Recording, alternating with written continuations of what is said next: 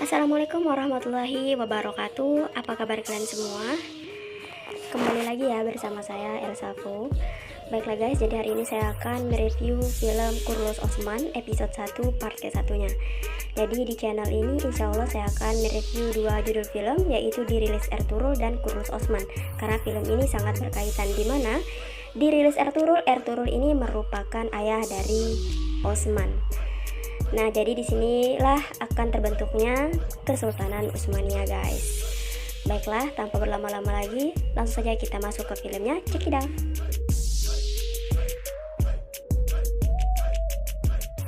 Pada awal episode ini, yaitu tepatnya di tenda suku Kai, terlihat pemeran utama Osman Bey, yaitu anak dari Ertugrul Ghazi, cucu dari Sulaiman Shah, sebagai pemeran utama yang digambarkan sebagai kesatria pemberani di suku Kai. Osman Bey juga orang mulia karena kejeniusannya dalam berpolitik dan menyusun strategi perang. Di sini Osman terlihat sedang menempa pedang bersama dengan Bamsi Bey, yaitu sahabat ayahnya sekaligus kesatria setia Ertugrul Ghazi. Dengan menyebut nama Allah dan semangat membara, Osman menempa pedang itu. Sambil merendam pedangnya dengan air, Osman berkata bahwa pedang yang ia buat itu adalah hadiah pernikahan untuk Aybars, anak dari Bamsi Bey. Dan pedang itu akan selesai besok malam. Kemudian Bamsi mengatakan bahwa Osman dan Aybars telah tumbuh besar dan mereka telah menjadi saudara. Osman dan Aybars akan menempuh jalan yang diarahkan oleh Bamsi dan Ertugrul. Sama seperti mereka dahulu, Bamsi Bey sangat bersyukur dan bergembira karena alhamdulillah ia bisa melihat hari-hari di mana Osman dan Aybars tumbuh dewasa. Osman dengan jiwa ambisiusnya ingin mengubah bunga menjadi pohon ara. Kemudian Osman berkata, para Alp pemberani dan para Hatun akan membakar api semangat negara baru di bawah pohon ara itu. Kita akan mengubah musuh-musuh menjadi pengecut dengan api itu. Bamsi Bey tersenyum bangga mendengar sang pemberani itu. Osman mempunyai visi misi bahwa kelak ia dan anak-anaknya akan berjuang untuk membawa bendera suci suku Kai ke seluruh penjuru dunia.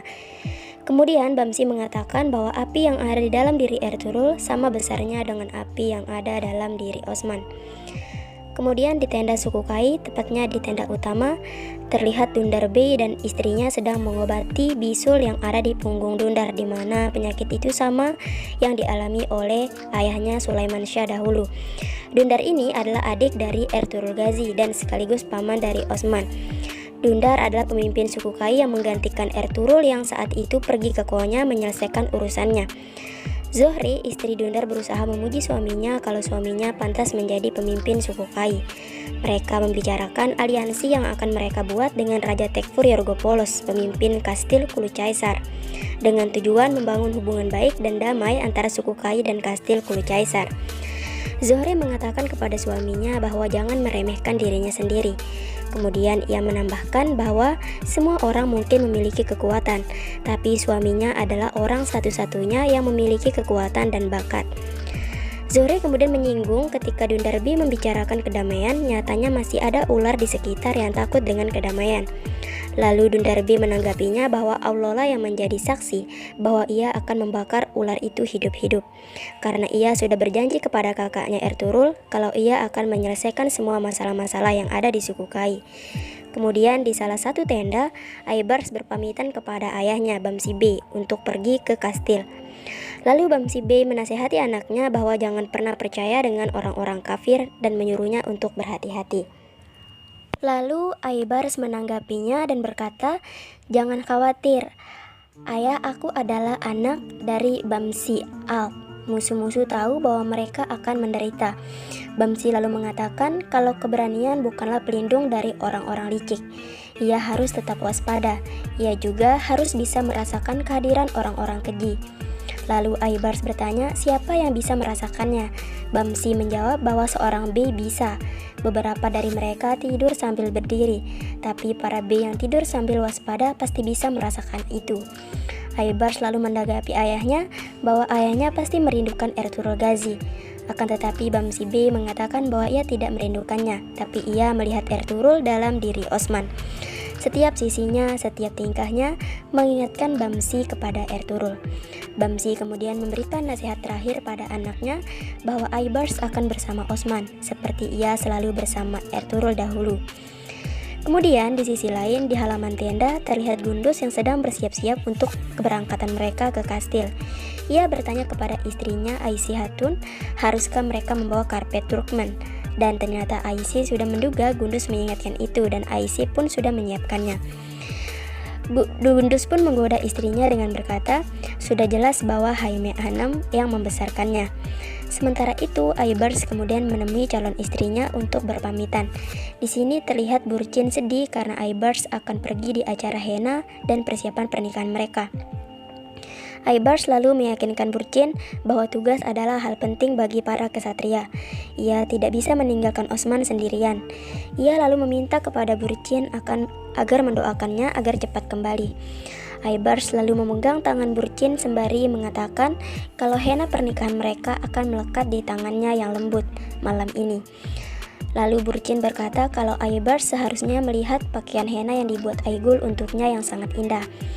Dengan berat hati, Aybars pun pergi meninggalkan Burcin dan mendoakan agar Allah selalu menjaganya.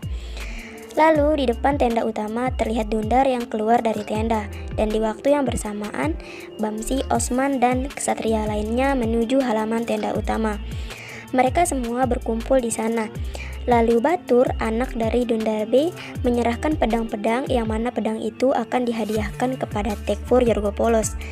Lalu Dundar B memerintahkan untuk memeriksa apakah Tekfur Yorgopolos akan menyukainya, dan Osmanlah yang akan memeriksanya.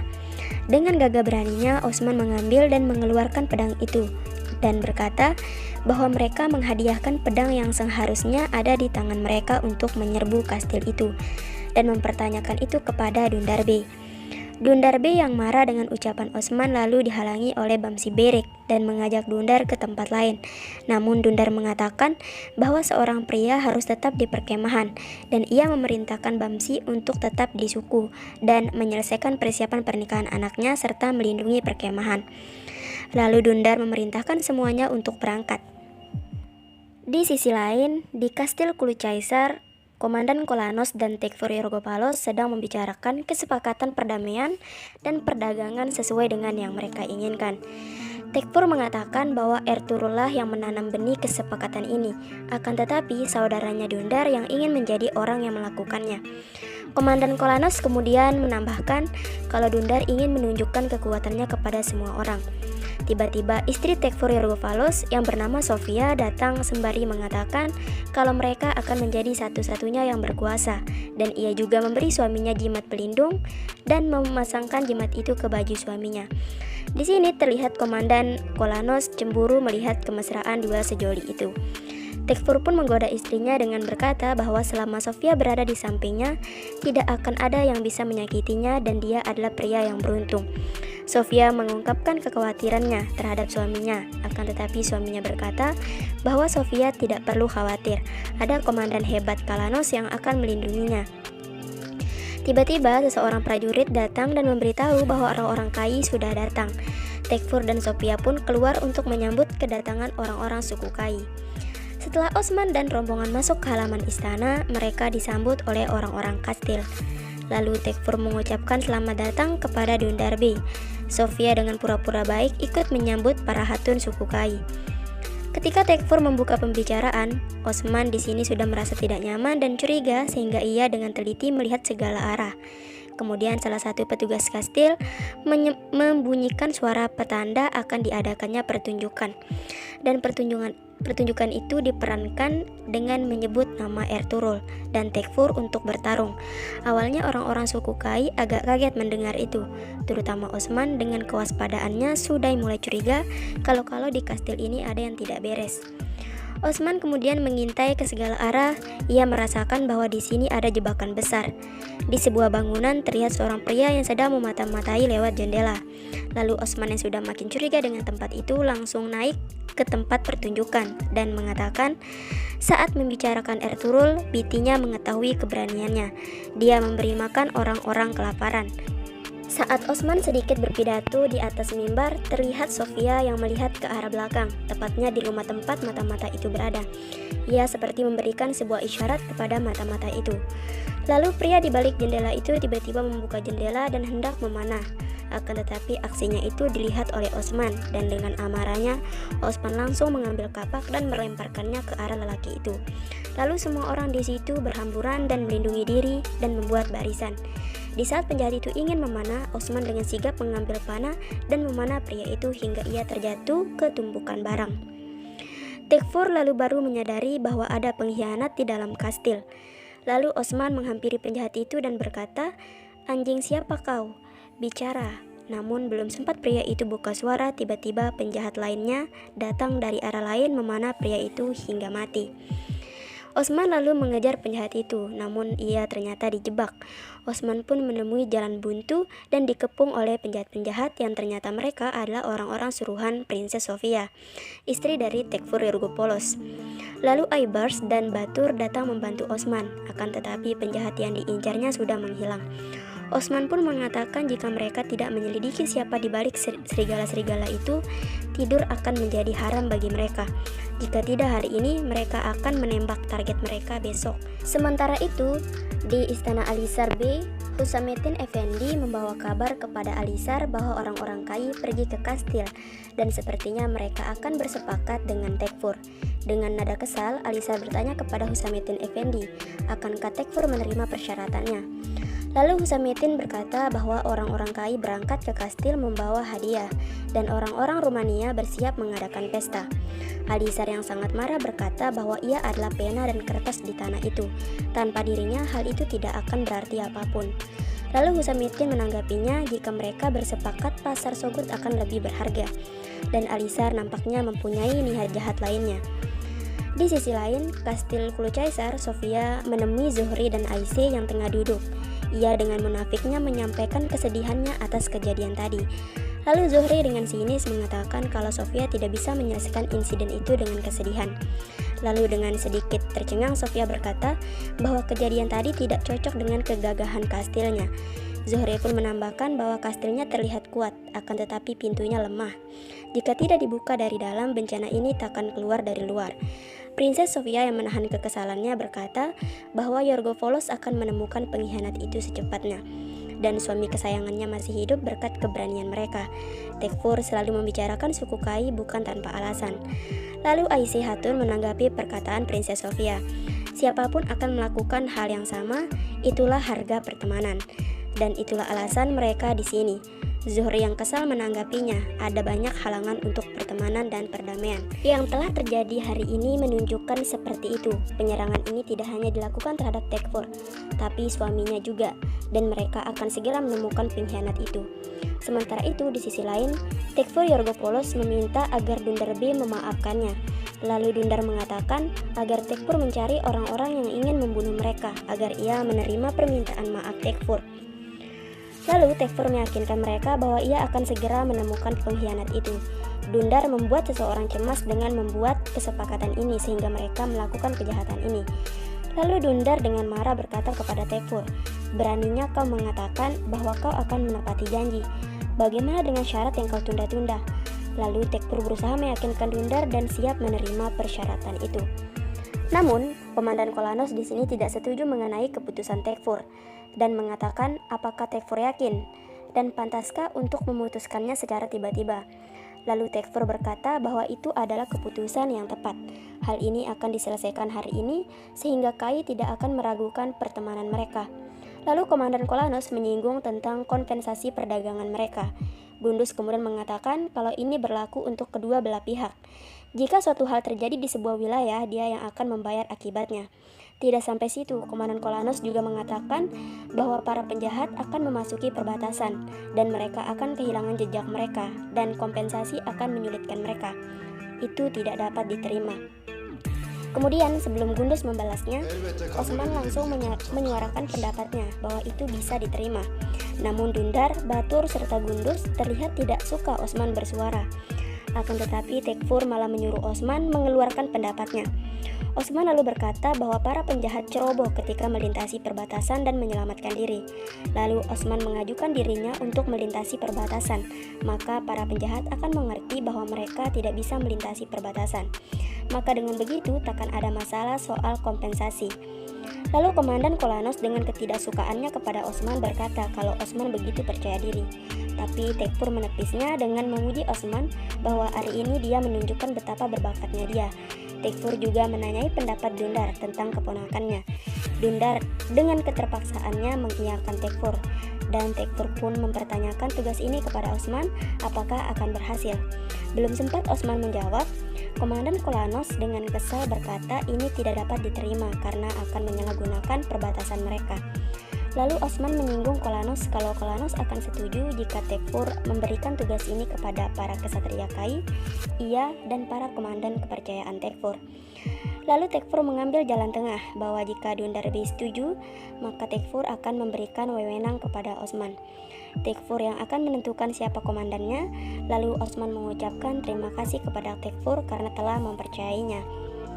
Sementara itu di salah satu ruangan kastil, terlihat Sofia yang mengunjungi penjahat-penjahat yang berhasil kabur itu. Sofia sangat marah karena mereka telah gagal dalam tugas yang diberikan. Lalu dengan kejinya, Sofia membunuh kedua anak buahnya itu karena telah gagal membunuh seorang mantan Tekfur. Dan hanya tinggal ketua dari penjahat itu. Namun Sofia tidak membunuhnya. Justru ia mengatakan jika Megala itu telat membunuh pria tadi, Osman mungkin sudah mengetahui segalanya. Dan Sofia menyuruh Megala mengincar Osman dan orang-orang terbaiknya dan memberi nasihat bahwa jangan meremehkan Osman. Osman bukanlah orang biasa. Kemudian di sisi lain setelah pertemuan selesai, Gundus menarik tangan Osman dan berkata, mengapa Osman ikut campur ketika pamannya sedang berbicara? Lalu Osman mengatakan bahwa kata-kata harus diucapkan saat tepat waktu. Dengan ketidakpeduliannya dengan nasihat kakaknya, Osman langsung pergi meninggalkan kakaknya itu. Kemudian Osman menghampiri Boran dan Aybars. Osman menyuruh Boran untuk tetap di sana, sementara Aybars diajak ikut dengannya. Kemudian scene beralih ke suku Kai. Di sebuah tenda, Burcin sedang mencoba gaun pengantinnya yang indah. Lalu Burcin berkata kepada Aigul bahwa suatu hari nanti Aigul akan menikah dengan Osman. Aigul adalah putri dari Dundarbi. Ia sangat menyukai Osman. Burcin menghiburnya bahwa suatu hari di pernikahan Aigul, ia akan melakukan yang terbaik untuk membuat Aigul bahagia. Sementara itu di perjalanan Osman dan Aybars sedang mengendarai kuda mereka. Setelah sampai di sungai, mereka berhenti. Di sini Osman mengungkapkan kekesalannya. Ia mengatakan bahwa mereka akan mengacaukan segalanya. Mereka hanya memikirkan emas. Kakaknya, pamannya tidak memahami itu. Mereka tidak bisa melihat keburukan penjahat-penjahat itu. Lalu Aybars bertanya, siapa yang melakukan itu? Osman lalu berkata bahwa ia sangat dipojokkan dalam suku Kai. Mereka selalu diancam. Lalu dengan amarahnya, Osman mengatakan kalau perang besar akan terjadi. Ia bisa merasakan itu. Jangan pernah lupa, mereka yang menyerang seperti elang akan menang dalam perang, bukan mereka yang bersiaga seperti merpati. Dengan ambisius dan tekad besarnya, Osman kemudian mengatakan sebuah negara akan berdiri dari impian mereka. Akan tetapi di saat mereka berbincang-bincang, tiba-tiba para bandit muncul dari segala arah mengepung mereka, dan bandit itu tentu saja orang-orang suruhan Princess Sofia. Mereka semua menyerang Osman dan Aybars yang hanya berdua saja. Para bandit itu memancing mereka ke lahan yang luas untuk bertarung. Osman dan Aybars pun mengikuti bandit itu, akan tetapi ternyata lagi-lagi mereka dijebak. Ternyata sudah banyak bandit lainnya menunggu mereka. Osman dan Aybars pun melakukan perlawanan terbaik mereka. Akan tetapi, Aybars yang minim dalam hal peperangan terjatuh dari kudanya dengan pukulan bandit-bandit itu. Osman kemudian berteriak dan memanggil Aybars. Nahasnya, Osman tidak bisa menyelamatkan Aybars karena jumlah bandit yang terlalu banyak. Osman sampai kewalahan dengan para bandit itu. Salah satu bandit itu hendak menusuk Aybars. Ketika Osman akan menyelamatkannya, bandit-bandit lainnya menghalau Osman. Sementara itu di tenda suku Kai, para hatun sedang menjahit persiapan pernikahan Aybars dan Burcin. Ketika Burcin menjahit bajunya, tiba-tiba saja tangannya tertusuk jarum dan darah terjatuh ke baju pengantinnya. Perasaan Burcin ternyata dari tadi tidak karuan. Ia memikirkan Aybars. Burcin lalu berkata, mereka bilang jika darah menetes di gaun henna itu pertanda buruk. Lalu Aigul pun menghibur Burcin dan menenangkannya dan menyuruhnya untuk berpikir positif. Namun Burcin mengatakan kalau mereka belum kembali. Aigul juga kembali menenangkannya dan menghiburnya. Di sisi lain, Osman yang sudah mulai terpojok dengan luka-luka di tubuhnya mencoba melawan bintik-bintik itu dengan kekuatan terakhirnya. Akan tetapi, Osman terkena banyak sayatan pedang yang membuatnya tumbang dan tergelincir ke lumpur dekat sungai.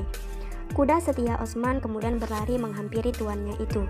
Sementara itu di sisi lain di perkemahan suku Kai, Dundar dan Zuhri tiba di tenda utama. Dundar yang kesal dengan tingkah Osman tadi ngedumel bahwa Osman telah berbuat semaunya.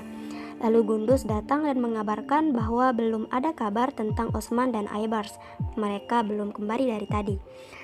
Lalu Dundar mengatakan kalau mereka juga jangan berpikir negatif. Namun Gunduz merasa tidak tenang. Lalu Dundar menanyakan apakah Bamsi tahu soal ini. Ternyata Bamsi B belum tahu kalau anaknya itu belum kembali. Lalu Dundar memerintahkan Gunduz untuk memberitahu para kesatria untuk berangkat dan mencari mereka. Kemudian di sisi lain ada dua biarawati yang kebetulan lewat sungai itu. Kedua biarawati itu melihat kuda Osman yang seolah-olah meminta bantuan mereka. Seorang biarawati cantik itu pun langsung mengerti isyarat yang diberikan kuda itu. Kedua biarawati itu sebenarnya tidak punya banyak waktu karena ada urusan yang harus mereka selesaikan. Namun karena penasaran, mereka pun pergi menghampiri kuda itu. Dan setelah mengecek situasi di situ, biarawati itu kaget melihat Osman yang dilumuri lumpur. Lalu ia mengecek, ternyata Osman masih hidup. Lalu mereka menyeret Osman keluar dari lumpur itu dan membersihkan wajahnya. Namun sayangnya, waktu mereka tidaklah banyak. Setelah membersihkan wajah Osman yang sudah hampir siuman, mereka pun pergi meninggalkan tempat itu. Ketika Osman tersadar, ia kemudian merangkak dan mencoba mengingat semuanya. Osman pun teringat Aybars yang saat itu terluka. Dengan khawatir, Osman bangkit memanggil dan mencari Aybars. Sementara itu, di tenda suku Kai, Bamsi B sedang menangkap domba yang akan dikorbankan untuk pernikahan anaknya. Sebelum memotong dombanya, Bamsi menceramahi dan menceritakan kisah Nabi Ibrahim dan Nabi Ismail kepada domba itu.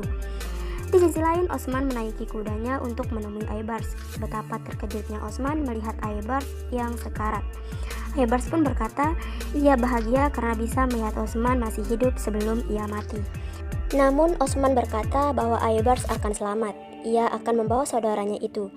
Di suku Kai, Bamsi masih bercerita dengan domba yang akan disembelih itu. Sementara di dalam tenda, Burcin yang terlihat sangat cantik saat memakai gaun pengantinnya, Aigul kemudian memuji kecantikan Burcin itu. Lalu Bamsi masih dengan ceritanya dan dombanya. Ia masih melanjutkan kisah pengorbanan Nabi Ibrahim dan Nabi Ismail. Lalu di tengah asyik bercerita, tiba-tiba gendang berbunyi yang menandakan ada tamu datang. Semua orang berdiri dan bertanya-tanya siapakah yang datang. Lalu Bamsi berkata bahwa semoga yang datang adalah kabar baik. Begitu juga Aigul dan Burcin. Semua orang berkumpul menyambut tamu itu, dan ternyata yang datang adalah Osman dan Aybars yang terluka sangat parah. Osman kemudian menyuruh Aybars agar tetap bertahan. Osman menyuruh agar memanggil tabib. Semua orang terkejut melihat Aybars yang tergulai lemah, termasuk Bamsi dan Burcin. Osman kemudian menguatkan Aybars, sedangkan Burcin menangis histeris melihat keadaan calon suaminya itu. Ketika Bamsi B tiba, Aybars melihat ke arah ayahnya. Bamsi kaget dan melamun. Ia tidak bisa berkata-kata lagi. Ia memandangi anak semata wayangnya dengan tatapan kosong. Semua orang terkejut dan merasa tersentak melihat keadaan Aybars. Lalu Aybars mengatakan, berikan aku ridho di dunia dan akhirat. Asyhadu an la ilaha illallah wa asyhadu anna Muhammadan abduhu wa rasuluh. Bamsi dengan tatapan kosongnya yang seolah-olah ia tidak percaya dengan apa yang dilihat. Semua orang yang ada di situ ikut sedih dan terpukul atas kematian Aybars. Burcin dengan amarahnya kemudian memarahi Osman karena ia tidak bisa melindungi Aybars. Namun Bamsi menghentikannya. Lalu Bamsi menghampiri jasad anaknya itu dan berusaha menguatkan dirinya. Ia bertanya kepada Osman, bagaimana ini bisa terjadi? Lalu Osman menjawab bahwa mereka telah disergap. Ia dan saudaranya itu telah bertarung. Osman sangat merasa bersalah karena tidak bisa menepati janjinya itu untuk melindungi Aybars. Osman pun meminta maaf kepada Bamsi. Lalu Dundar menyinggung Osman bahwa kawanan serigala hanya menerkam domba yang terpisah dari kawanannya. Bukankah mereka telah mengajari Osman akan hal itu? Bamsi lalu mengatakan bahwa anaknya Aybars meninggal dalam bertugas. Ia mengucapkan syahadat untuk saudaranya. Ia tidak meragukan kalau saudaranya telah melakukan yang terbaik untuknya. Lalu Bamsi menenangkan Osman agar jangan khawatir. Jadilah tangguh, jangan bersedih. Ia tidak melakukan hal yang memalukan. Bamsi lalu menenangkan Burcin dan berkata bahwa Aybars tidak bisa bersama kekasihnya yang masih hidup, tapi ia sudah bersama kekasihnya yang abadi. Mereka akan bersatu lagi suatu saat nanti di surga. Bamsi kemudian menggendong putra kesayangannya dan dengan bangga berkata kalau ia Bamsi Berek dari suku Kai. Ia mengatakan bahwa mereka sudah mempersiapkan tenda pernikahannya. Sambil menahan tangisnya, Bamsi melanjutkan kalau Aybars sudah terbang ke langit. Ia tadi pergi untuk minum serbet syuhada. Sambil memandangi anaknya, Bamsi lalu mengatakan bahwa ia sudah menantikan pernikahan putranya, tetapi ia juga sudah ditakdirkan untuk melihatnya menjadi seorang syuhada. Dengan ketegarannya, Bamsi menegaskan bahwa ia tidak butuh puisi sedih untuk ditangisi. Ia tidak ingin orang-orang menangis. Ia juga tidak ingin para wanita menjambak-jambak rambut mereka. Sekarang adalah waktunya untuk membuat toy. Sekarang adalah waktunya untuk mengadakan pernikahan. Dan sekarang adalah hari yang berbahagia. Ia adalah ayah dari seorang syuhada. Dengan bangganya, Bamsi mengulang kalimat tersebut. Dan episode 1 part 1-nya bersambung, guys. Pantengin terus ya, jangan lupa nonton episode 1 part 2-nya. Terima kasih sudah menonton.